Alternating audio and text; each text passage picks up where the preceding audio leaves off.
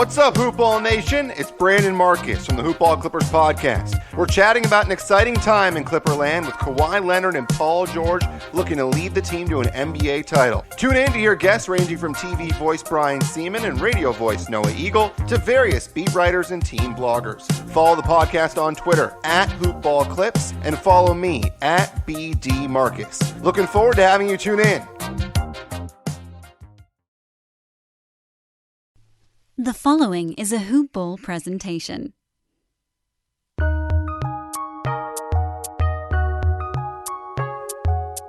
Welcome to the Fantasy NBA Today podcast.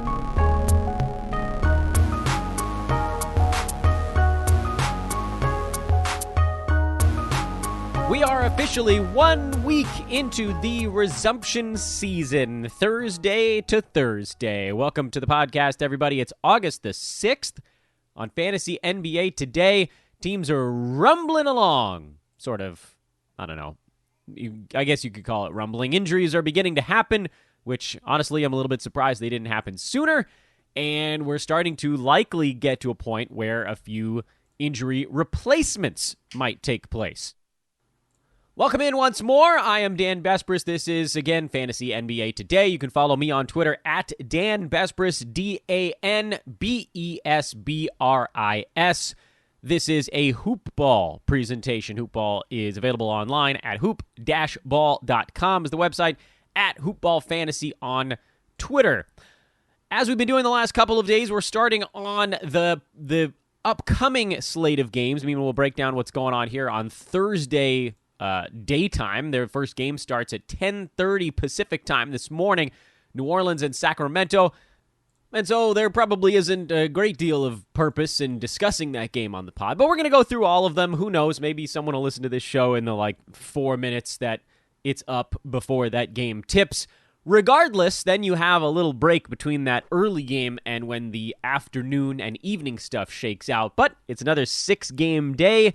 We're like 8 or 9 days away from the resumption season being over and moving into the playoffs. It's crazy how quickly this all goes. So let's dive right into what's coming up tonight, and then we'll circle around all the other stuff we got going on the podcast after we cover these things. New Orleans, Sacramento. Pelicans favored by 4.5, total of 234.5. Sacramento, man, that Dallas game, that was the backbreaker for them. I thought Sacramento was going to win that game, and it seemed like they were going to the whole way through. They ended up, basically, they blew it. I mean, they had a lead. They didn't score for about the last 4.5 minutes of regulation, and then they got clubbed in overtime. They did end up covering, so at least the suggested wager on that game would have come through. But I don't know how you come back from that one. I just don't. They've put themselves in a position in the Western Conference where they're not really in it anymore. Yes, I know they're only 3 games back of the Grizzlies, who also haven't won any games in this resumption, but the Kings have now moved to the back of the pack. They are the farthest of any of the teams away from getting into that 9 spot. The Blazers, a game up on the Spurs, who are tied with the Pelicans. The Suns have actually moved in front of the Kings because they've looked good during the resumption season. And for Sacramento, that was their chance. A win there, and they're tied with the Spurs and Pels at 2 games back of the Grizz. And instead, I don't know how they come back from that one. I don't know what could possibly be left in the tank after a demoralizing loss like that ball game. So while I normally look at a game like this and say, well, the Pels are likely overvalued at a 4.5-point favorite, and they are. On most days, that's too big of a spread for two teams that simply aren't separated by 4.5 points, and everybody loves the Pelicans these days. The Kings are just done. They're cooked. So if you're doing anything in this ballgame, you're probably looking at the Pels. I wouldn't touch the total because it's hard to know what a team like the Kings is going to do if their focus wanes. I'm inclined to think their defense will suffer, but also how much does it impact the offense? So, ugly ball game. That'll get started here very, very soon, and if you're going to make a wager on it, you better get it in quick. The next game on the docket is a 1 o'clock start time. Actually, there's a pair of those, 1 o'clock Pacific time. Indiana is taking on Phoenix. The Pacers, a 2-point favorite against the surging Phoenix Suns. This one feels like actually a relatively accurate line to me. Indiana, they've played really well so far in the bubble, largely because of TJ Warren, but they're also at a point where, look, they're just kind of rolling where the results don't matter. They're not getting out of that 3-6 pocket, and I don't know if they really care who they play in the first round. It's going to be the Heat, the Celtics, or the Sixers. There's no avoiding that. There just isn't. So results are not hugely instrumental here. And so for that reason, I wonder if Phoenix doesn't actually want this game a little bit more. I would look at the under in this game, if anything. Not a huge fan of betting this particular contest, but that's the direction I'm leaning. Phoenix and under. Those are the very small leans on that one. I mean, we're going through this as action plays. I've only given out 2 real plays so far, and it was fading the Lakers against Toronto and then the over for Orlando, Indiana a couple days ago. Those are the only 2 games where I was like, yes, I'm definitely making this bet. Most of the other ones I've kind of hemmed and hawed my way through because it's a weird time to be putting money on NBA. Miami, Milwaukee. Bucks favored by 9. I know Miami doesn't have Jimmy Butler, but the Bucks, there's also no indicator that they're going to play their guys the entire ball game. So I would lean Miami in this one, if anything. I know, again, the star power definitely points the other direction, and Milwaukee kind of got embarrassed, but also they don't care. They've wrapped it up. Eastern Conference is done. They're 4.5 games up on the Raptors right now. They don't need to do anything else, right? Isn't that all over? Maybe they need to win one more. I don't know. Regardless, it's all over. Slight lean to Miami, slight lean to the over, but I'm not touching that one. Ooh, I'm not touching that one at all. 2.5 hours after those ball games, Clippers and the Mavericks. The Mavs are, I would say they're in some kind of jeopardy here, but what it really looks like is they've just sort of missed their opportunity to get out of the 7 hole. They're now 2.5 games back of the Rockets and the Thunder. They are 8.5 games up on the Grizzlies and whatever's going on in that 8 through 13 situation.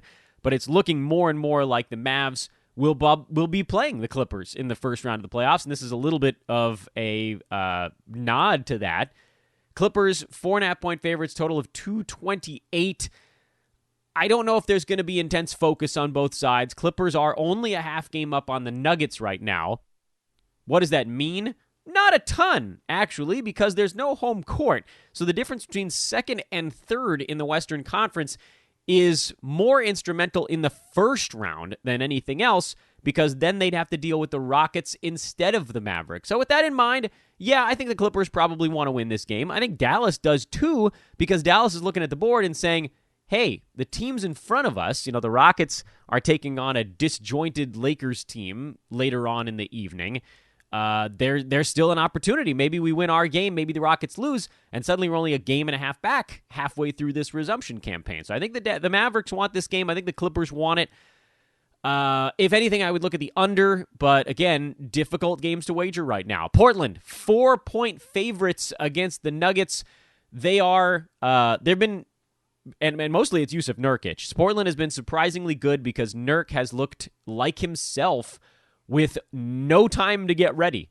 It's crazy to think that way. I know he was close to playing back in March, so you say, all right, well, he had like 4 months to get his legs underneath him, but remember, this dude hadn't played in a real competitive NBA environment in almost a year and a half after a gruesome leg injury, and he's been everything and more. Massive credit to Nurk. He is the exception and not the rule on stuff like this. I want you guys to all remember this, because 9 out of every 10 times a guy's coming back from a big injury, there's giant rust. He looks awful. There might be one game of adrenaline, and then it all comes apart. I mean, think Victor Oladipo.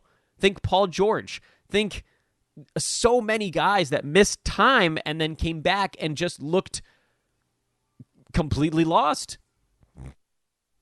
And then you've got Nurk coming back, and he is as lasered in as anyone I've ever seen. He looks like he's been playing every day for 2 straight years, and that's made Portland probably, I would say, 3 or 4 points better in power rankings than I would have had them, expecting Nurk to be not good. So with that in mind, I have to change my tune a tiny bit on Portland. I thought they were a bit overrated coming into the bubble. I still think they're a hair overrated because they have, to their credit, been playing very well. And they look like the team with the inside track to get that 8th playoff spot because of Nurk. I know, I get it. Dame and CJ have looked good, but, Melo's been playing an okay role, and the simple fact is the Pelicans were never as good as everybody wanted them to be. That was an easier one. The Blazers, I thought, were going to be rusty. I thought the issue was that they were going to throw guys into the mix that weren't ready to go and get off to a slow start. Well, they've bested that. They do, however, have a tougher schedule than most of the other teams the rest of the way. We're still waiting to find out if anybody's going to come back for Denver. I think Will Barton and Gary Harris are still out. Jamal Murray is questionable. I think they're hoping to get him in for this ball game, but it's not entirely clear if he's going to be playing in it. Ball game that means a fair amount to both teams. More, I think you'd say, to Portland than to Denver. But also, teams count Denver out. They're really a pretty good basketball team, and I would lean to the Nuggets catching 4 points in this one, and possibly to the under as well. Lakers in Houston is the last one. Lakers favored by a point. Hard lean to the Rockets in this ballgame. Lakers are out of sorts. They don't need to play their guys normal minutes, frankly, nor should they. This is also the second half of a back-to-back. Lakers got blown out by the Thunder. The only thing that gives me pause in this game, by the way, point of reference, I know that we heard from Frank Vogel that he was going to, quote, not go crazy with AD and LeBron, and they both did play about 30 minutes in yesterday's game.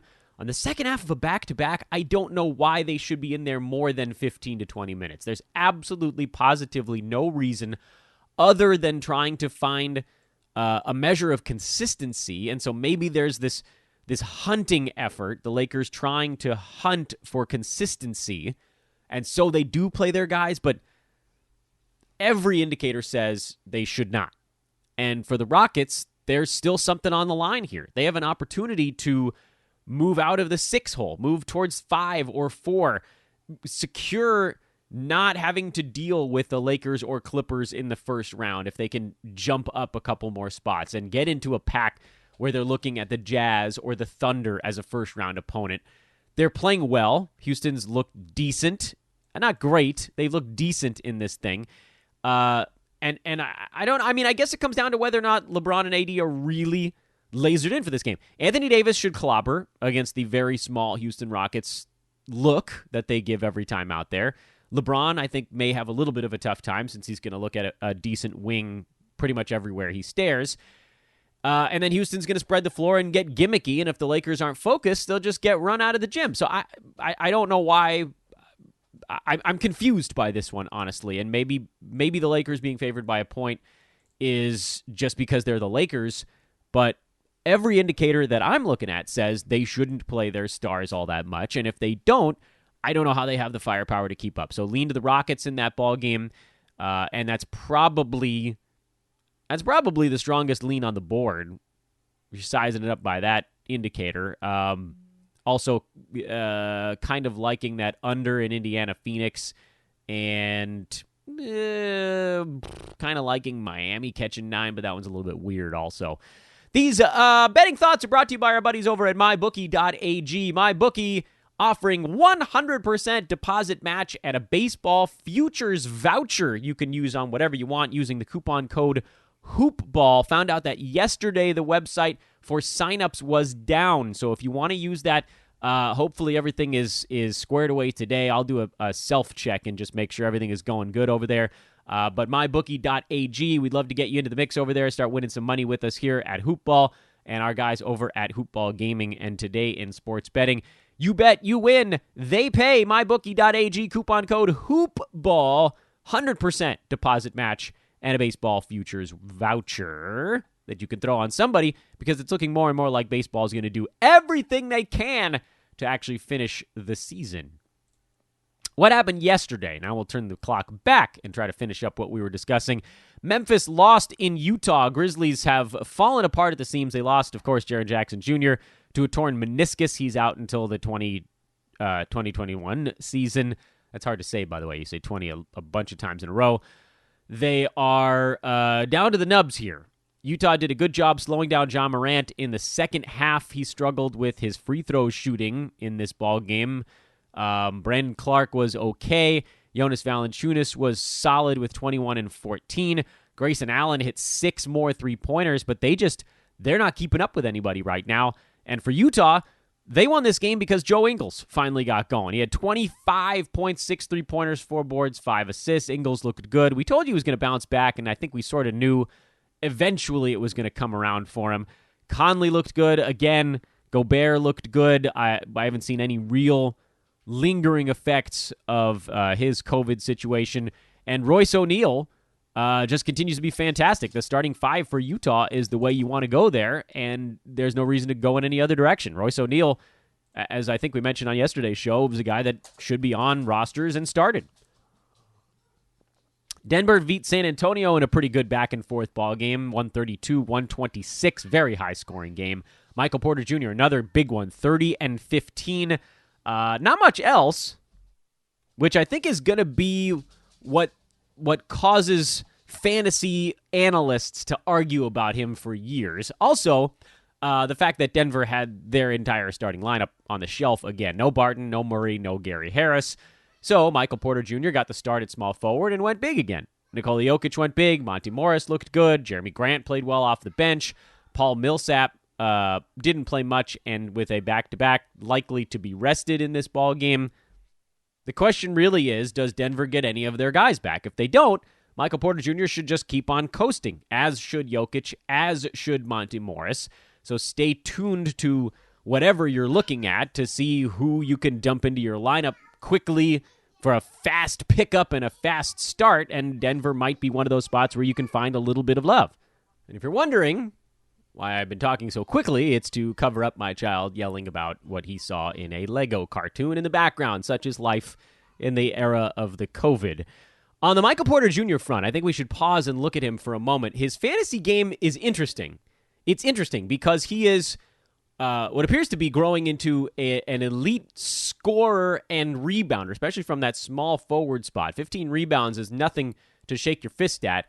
But there are these weird little holes in his game, and this is where we have to dig in deep and try to figure out where it all can end up when everything sort of settles in. Now, if you look at his last 2 ball games, they've been colossal. 37 points in their win against Oklahoma City, 30 in the win against San Antonio on great percentages. He's 23 for 35 in those games. He has 9 3-pointers.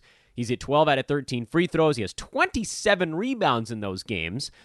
1 combined assist in those 2 games. So that, I think we can just write off as not going to be a part of his game in the early going.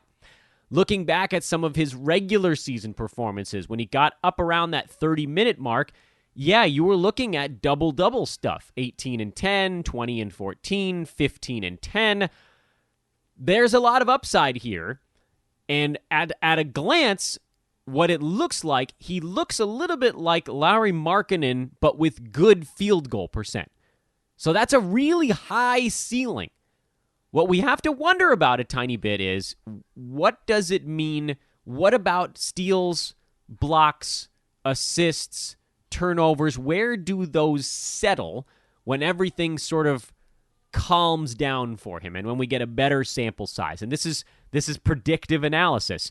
Everything that we're seeing for this young man is that he will be a fantasy asset at some point. Denver has a lot of their wings still on contract. It's Paul Millsap, actually, is the guy that's coming off the books for the Nuggets this coming year. If I'm not mistaken, there might be someone else that's coming off for next season, but Mason Plumlee, I think, is the other one. Jeremy Grant is a player option. All right, Torrey Craig is coming off the books. They might try to re-sign him if they can afford him. But here's the point. Gary Harris still on the books for 2 more years. Will Barton still on the books for likely 2 more years. As we mentioned, Jeremy Grant on the books for 1 more year. So they're going to have to create opportunity. And they'll work to do that, obviously, with a young man who can play the way he can. But what you're looking at right now is the perfect situation. Torrey Craig, who, his game is fine, but he's more of a defensive presence. And then the other 2 guys, Barton and Gary Harris, and then throw in Jamal Murray, by the way, who doesn't play the same position, but does take a lot of shots when he's on the floor. all of these guys pull away usage. So it's going to be about usage as you look towards the future. My fear is that he's going to get overdrafted because he's going big right now when everybody's out. It won't be this easy for him to get team-leading 19 shots and score 30 and 15. Like, this is the recency bias element of it. So if you're asking me where am I taking Michael Porter Jr. next year, the answer is not nearly as high as he's probably going to end up going, unless Denver moves some of these other guys. Like if they find a way to move Gary Harris or move Will Barton and clear out just an opening for him. And, they could potentially start him at power forward, but a lot of time on the floor in that last game was shared by he and Jeremy Grant. And in those spots, I think Grant is probably your power forward. But we need to see what things look like when they have their pieces back on the floor. Is there a very high ceiling? Yes. Points, rebounds on good percentages, good free throws, three-pointers. It's all useful. And if he's on the floor for 30 minutes, he's probably going to find a way to get a steal, right? He's probably going to find a way to get a steal and like 0.7 blocks or something like that. So it won't be brutal. It won't be great. It's not going to elevate you, but it'll be, Markkanen-esque, where he's doing a little bit of both if he's on there long enough to just make an impact there. He sort of falls into that stuff. So this young man does have top 50 upside, but the team's going to have to be blown up around him to get him there. Or, I don't know, maybe Denver moves him, riding this wave of giant scoring ball games to try to get that extra star. If they got one more star, they'd really be in business. So I don't know. We look ahead, we gauge things, and obviously he's going to be good here as long as Denver has some guys out during this resumption campaign. But he's likely going to get overdrafted next year. And, he's settling. He'll probably settle more into a scoring in the teens and rebounding in the mid to high single digits, where if he's not exploding in those departments and threes and free throws and all that stuff, then he is going to need some of the peripheral stuff that we haven't quite seen yet. So am I excited by his game? Hell yeah. Am I concerned at where he's going to get drafted? Also, hell yeah. Anyway, the short version is keep an eye on Monty Morris, because if Jamal Murray doesn't play, then he's probably on wires in this resumption campaign and should be a pretty decent value. For the Spurs, Derrick White, I thought we were relatively high on him, and it turns out we weren't even high enough. We had him at 71 on our draft board. I thought, boy, we'll end up with a lot of Derrick Whites, and I think we probably did get a few of him. But he's been better than that. 23-7 in this ball game with 7 money-counting stats. The fact that he's been able to start hitting three-pointers has completely changed the way Pop can use him in that offense. He's turning into a bona fide star, and I would put him pretty high on our draft boards. Although it's another situation where you have to look to see who's going to be around next year for San Antonio. See who's coming off the books. Bellinelli, Jakob Poeltl, Bryn Forbes off the books. Bellinelli and Forbes coming off, that's actually a really big deal. Because DeMar DeRozan, they're going to be trying to move him. Most likely next year, he'll pick up his $28 million option. Patty Mills becomes the lead competitor for Derrick White at playing shooting guard alongside DeJounte Murray, who's locked up until 2024. So he ain't going anywhere. But then you look at some of these other guys, and I guess you could flip-flop those two. It's really next year just Patty Mills as the main competition. And I think both Murray and White, they've got the youth on their side. It's time for the Spurs to start moving that way. Patty Mills will be 32 next season. Murray, 23. Derrick White, he'll be, 26, 27? So that's the direction they're looking, and I would go relatively early on White next year. The more that I look at these numbers, he's going to be in there, and he has a really neat, well-rounded fantasy game. Threes, rebounds, assists, scores, steals, blocks from the guard spot, good percentages. He could end up being a pretty interesting steal next year, and I hope he doesn't give that away during this resumption campaign. Otherwise, I think Murray will be better in the next one. DeMar DeRozan, he'll be fine as long as the Spurs haven't given up, which was, again, that was a really good roll of the dice if you guys took it. I didn't have the stones to go that direction. Rudy Gay played well, but I don't think you can trust it long term, and I honestly don't even know who Keldon Johnson is. So, yeah.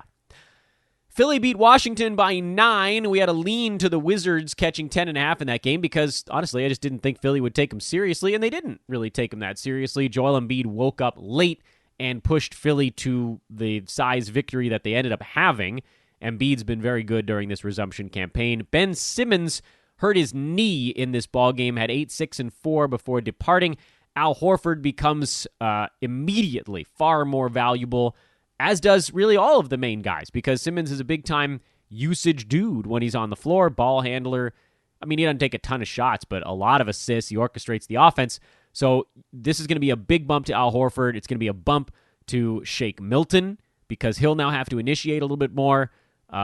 Richardson will probably get another shot per game. Tobias Harris has already taken a lot of shots per game. I don't know if it changes his situation all that much.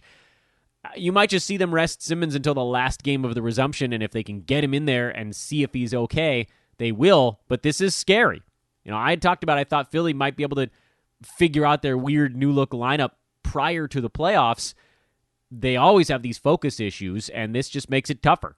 It's not enough time for them now to figure it out if Simmons has to miss any games, and I'm imagining he probably will.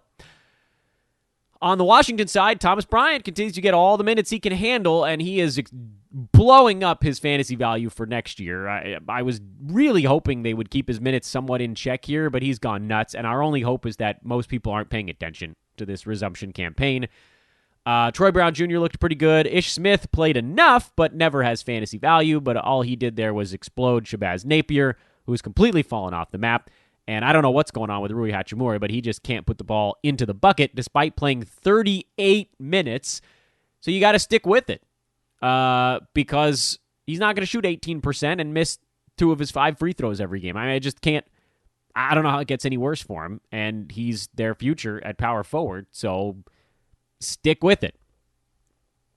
And the Thunder, without Dennis Schroeder, did fine.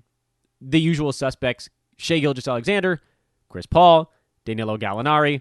Nerlens Noel struggled in this one. Most big men do against the Lakers. And then Steven Adams, who generally sort of misses free throws on his way to an okay ball game. Lakers are just, they're rough right now. I don't know who the hell is going to have value on this team if they start pulling the plug on guys halfway through the ball game. It might be nobody. And there was a report out this morning that there's something off the court that's bugging the Lakers. I don't know what that's about. And we just got a report on Ben Simmons also, as I'm talking right now. So LeBron apparently said that there was something going off the court that he couldn't control and didn't want to discuss. I don't know what that means. I don't know if he's creating a story to build an enemy for the Lakers, but it's not a great sound. So I don't know what the hell's going on out there.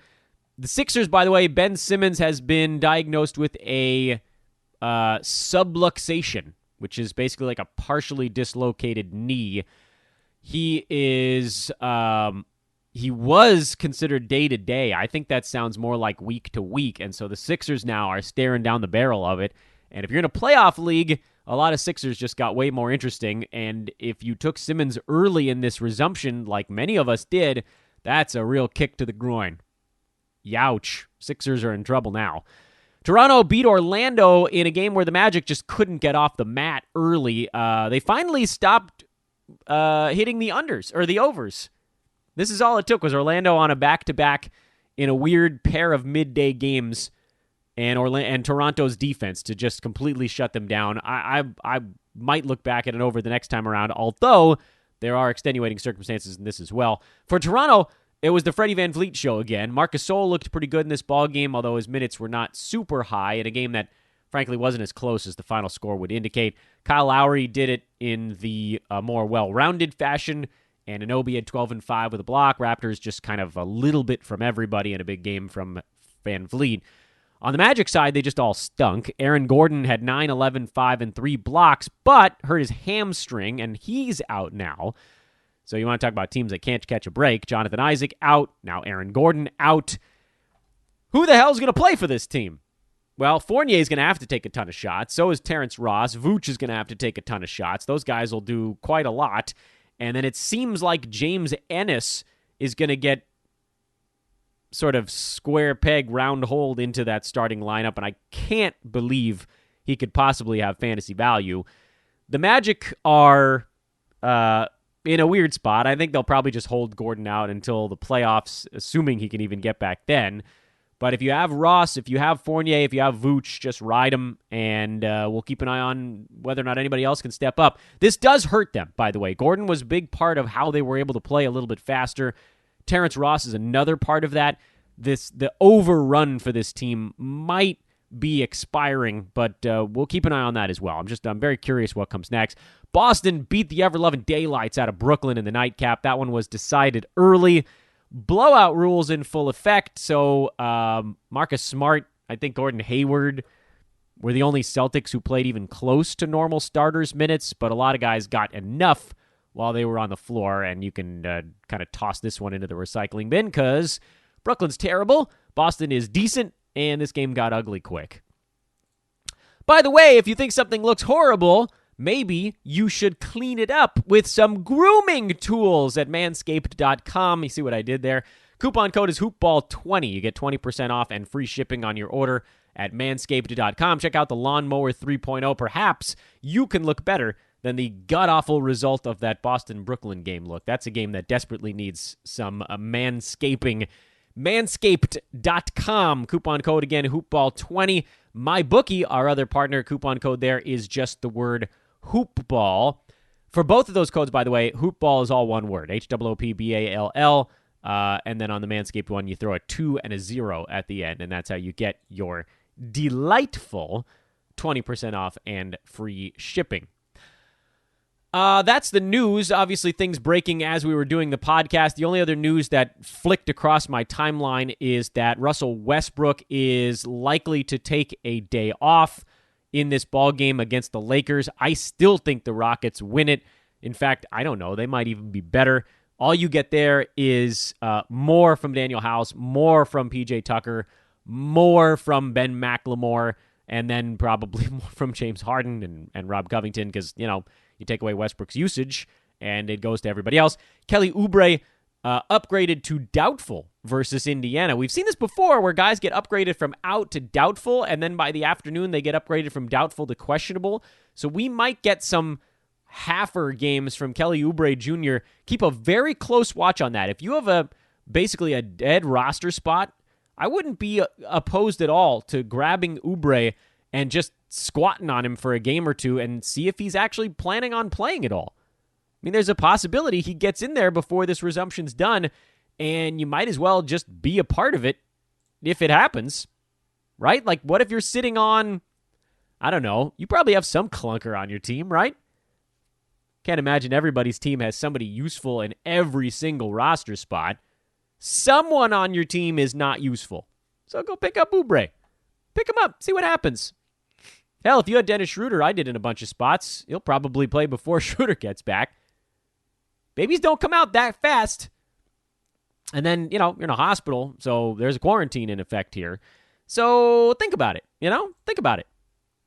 I'm probably going to do it. I'm sure I've got some dead weight on my rosters that I can look at and replace with an Oubre. Do it right now while I'm on a podcast. What do you think about that? Ha ha! Do it before you guys can listen to it and do it to me. I'm going to drop JaVale McGee in one spot in favor of Oubre. Because that upgraded, Brandon Marcus loves to talk about it. When guys get upgraded from out to doubtful, it's usually just a matter of time before they go the next click. All right, I guess that's it. Please do drop a 5-star review on the pod. I've been forgetting to ask you guys to do that. Whatever device you might be using, obviously Apple, iTunes is the most important one for us. Subscribe to the show if you haven't already, even if you're not going to listen every single day. Having the subscription is part of what moves shows in the rankings. And that's it. I feel like I'm forgetting something, but you know what? It is what it is. If I remember it later, I'll tweet it out. At Dan Vespers on Twitter. Hit me up. This is, again, Fantasy NBA Today. Thanks for listening, everybody. This is a Hoopball presentation. Go follow at Hoopball Fantasy. Get all your fantasy information here for the resumption on that. And please go check out our betting and our DFS podcasts right now. There's probably, frankly, they're more relevant than this show. If you're going to listen to anything, listen to one of those. Come back to mine in, I don't know, October when we get to free agency. Go listen to DFS, win some money day to day. Go listen to betting, win some money day to day. Those guys are great. They're doing a hell of a job. DFS Today is the name of that show, and Today in Sports Betting is the name of the gambling pod here at The Hoob. Okay, that's it for real this time. So long, everybody. Talk to you tomorrow. Oh, tomorrow we got Brew, the big dog, on the show. Almost forgot to tell you. Brew tomorrow, Adam King early next week. So some good guests coming up here on Fantasy NBA Today. Going to try to get Brandon Marcus here on in the next little bit. I know he's out of town for a couple of days, but really trying my best to get a few other voices because I'm tired of talking. That's how the show's ending today. Goodbye.